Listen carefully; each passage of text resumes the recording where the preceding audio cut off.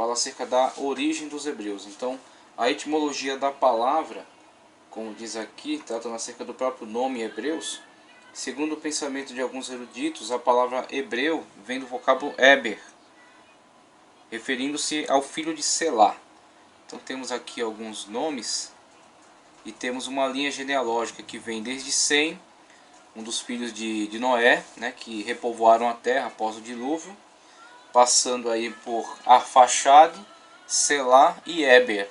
Então algumas linhas teológicas entendem que o nome hebreu é derivado de Eber. Inclusive no próprio texto bíblico fala que Sem é filho dessas gerações e também de todos os filhos de Eber. E eles entendem que esta citação específica aos filhos de Eber está envolvida ao fato de que Eber será aquele que dará nome aos descendentes hebreus. Então, hebreus, a partir desse ponto de vista, é dito que tem a origem do seu nome nesse patriarca, em Eber, filho de Salá, filho de Arfaxade, filho de Sem. E o significado de Eber, ou Abar, seria ultrapassar, passar por, além de. Gênesis 10, 21. Na continuidade temos Peleg, Reu, Serug, Naor, e aqui temos já a linha mais próxima da família de Abraão, que se desenvolveram em Ur dos Caldeus até a sua saída, né, a sua peregrinação. Naor, Terá e Terá, pai de Abraão, Naor e Arã. Tá ok? Então, um dos filhos tendo morrido, Arã tendo morrido, deixa como descendente Ló, sobrinho de Abraão, que acompanhará este ao longo das peregrinações. Então esta é uma linha de pensamento, mas a maioria dos teólogos, a maioria dos pensadores prefere pensar que o nome hebreu se deriva do fato de Abraão ser um estrangeiro. Então hebreu é alguém da além do rio, como ele diz aqui na continuação. Esse pensamento parte de uma conclusão tirada de Gênesis 10, 21, conforme mencionado ali, onde Sem é apresentado como sendo o pai de todos os filhos de Eber, ou seja, dos hebreus. No entanto, é ainda a questão aberta se o termo hebreu vem de Eber, filho de Selá, ou se é derivado do verbo haver, que significa passar além, referindo-se ao fato da saída de Abraão do sul da Babilônia. A primeira vez em que a palavra hebreu surge na Bíblia está relacionada com a chegada de Abraão em Canaã. Logo, com a sua entrada em Canaã, a sua peregrinação para essa terra, é mencionado na Bíblia que ele é chamado, que ele é conhecido por esse vocábulo, ele é conhecido por hebreu.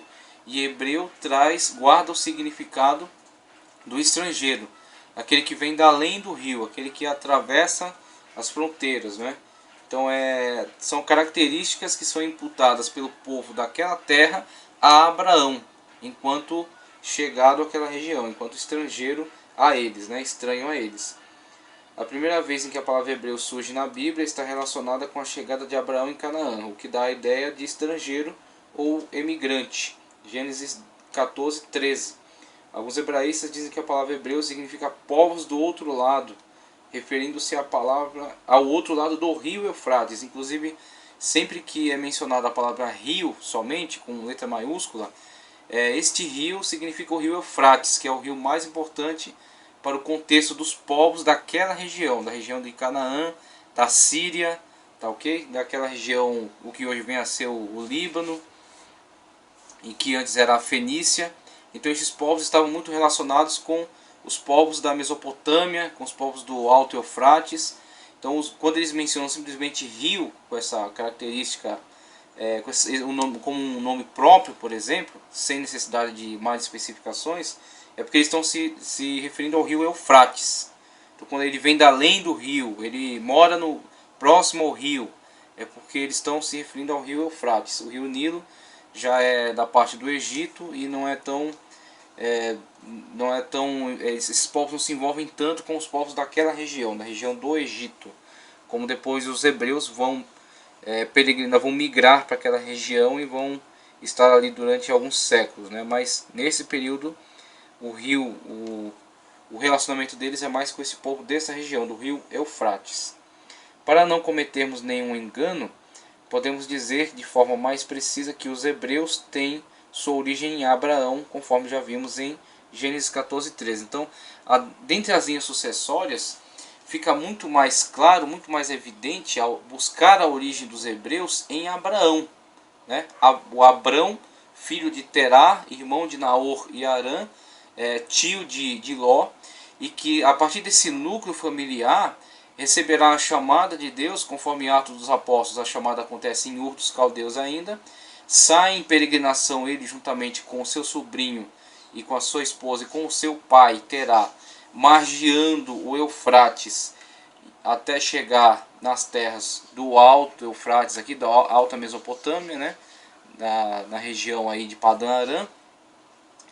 E tendo falecido seu pai, então ele recebe a reafirmação do chamado, conforme Gênesis, descrito por Moisés aí, onde ele é conclamado a sair da sua terra, da sua parentela e da casa de seu pai, para a terra que Deus iria mostrar para ele. Então é muito mais preciso buscar a origem desse povo hebreu em Abraão, quando temos muito mais claro, muito mais presente a figura de Abraão enquanto o ancestral desse povo, o ancestral dessa nação.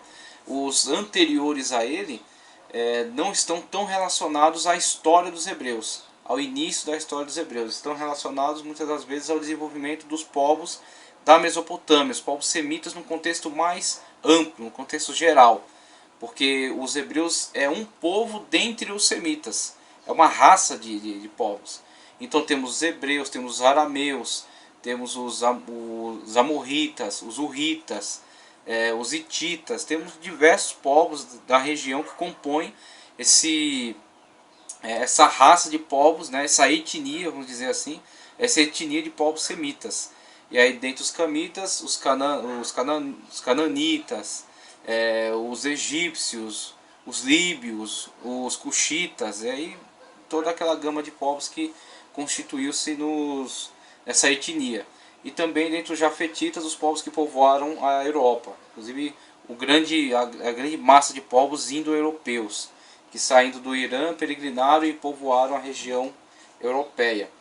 Então temos muito mais claro uma origem muito mais delineada com Abraão, porque os povos anteriores constituíram-se em diversas nações, e dentre essas nações, nações irmãs no sentido étnico, mas não num laço parental, num laço genealógico mais definido. A origem dos hebreus, conforme a maioria dos estudiosos, tem que ser buscada em Abraão.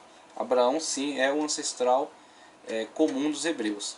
E aí temos um mapa aqui genealógico que vai ser útil para demonstrar isso. Vemos aqui Terá, o pai de Abraão, tá ok?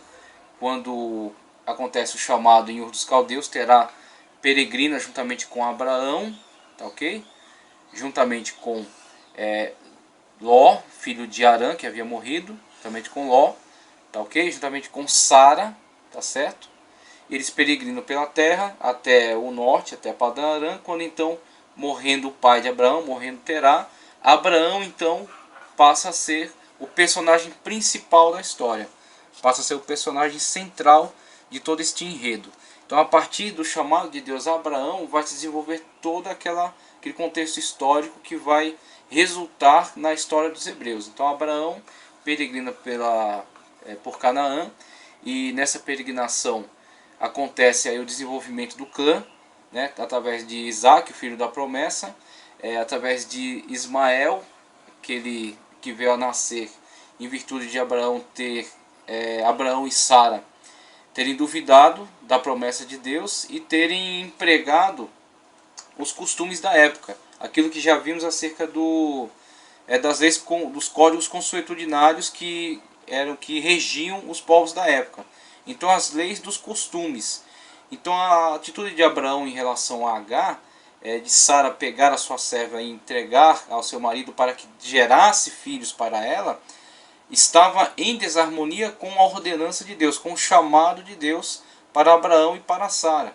Deus já havia prometido que o descendente deles ia ser alguém que ia nascer deles, ia ser um filho legítimo, original. Agora, esta fé não foi sustentada durante muito tempo, em virtude deles olharem para si mesmos e verem a sua idade avançada, a incapacidade biológica de gerarem filhos a partir daquela idade tão avançada, né? Então apelaram aos costumes da época, que eram costumes aprovados, que eram costumes corretos de acordo com a sociedade do seu tempo. Então Abraão agiu em harmonia com o seu tempo, com o seu lugar. Só que o que acontece? Abraão foi chamado exatamente para deixar a sua terra, a sua parentela e a casa do seu pai. Ou seja, a partir dele Deus faria um novo povo, Deus faria uma nova nação, Deus ia implantar a sua lei, ia implantar a sua vontade dentre os homens. Então Abraão acabou falhando com esse propósito. Mas mesmo na falha de Abraão, Deus ele honrou esse filho nascido desse relacionamento, Ismael. E Ismael vem dar origem a povos chamados ismaelitas, povos que vão concorrer com Israel pelo domínio da região da Palestina. Então Abraão, Sara, de Sara, Isaac. De Isaac casa-se com Rebeca, que é parente, né, que é filha de Betuel, filho de Naor, tá ok? Então mantém-se um laço parental, mantém-se sempre um laço genealógico entre essas famílias.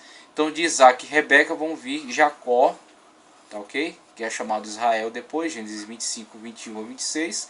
De Jacó as 12 tribos de Israel, e aqui a história dos hebreus. Então esta é a linha genealógica que vem chegar à história dos hebreus. Jacó e os 12 patriarcas. Irmão de Jacó, Esaú, que vai dar origem aos Edomitas, povo irmão de Israel, um povo vizinho de Israel, mas um povo que sempre disputa com Israel o domínio da terra também, a supremacia sobre a região, o domínio sobre o povo entre um e outro, né? Mas Israel durante a maior parte do tempo mantém-se independente e mantém domínio, mantém influência sobre os edomitas, até o momento em que eles são completamente destruídos. São completamente destruídos. Na época da deportação, do retorno da deportação de Israel, já não se ouve mais falar dos edomitas, tá ok? E aí, dentre os descendentes também, não só os edomitas, mas também os amalequitas. E aí vemos de Agar, Ismael, ismaelitas, como já foi tratado aqui, um dos povos que vão, juntamente com Israel, concorrer pelo domínio da região da Palestina.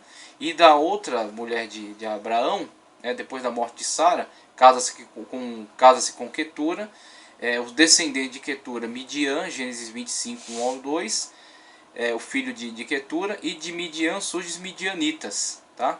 Do filho de Quetura com Abraão, Midian, surgem os midianitas.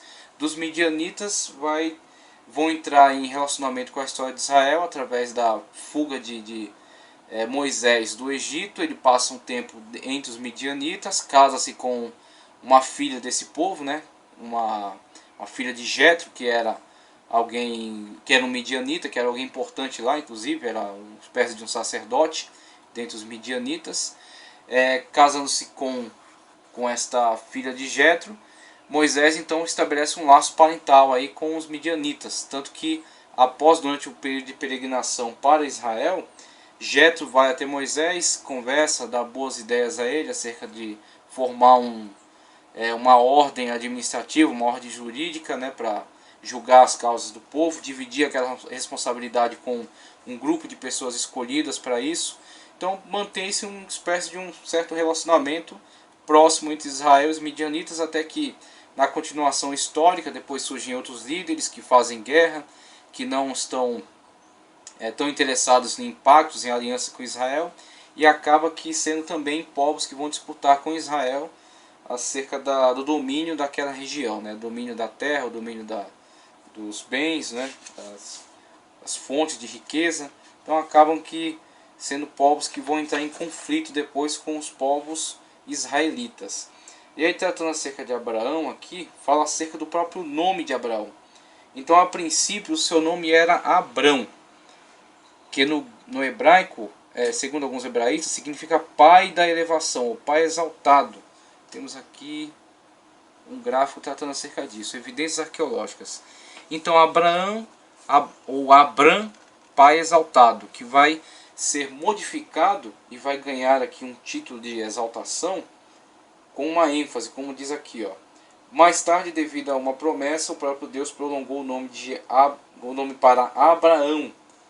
E a prolongação dessa pronúncia surge com a intenção de reforçar a segunda sílaba, a fim de dar mais ênfase à ideia de exaltação. Sendo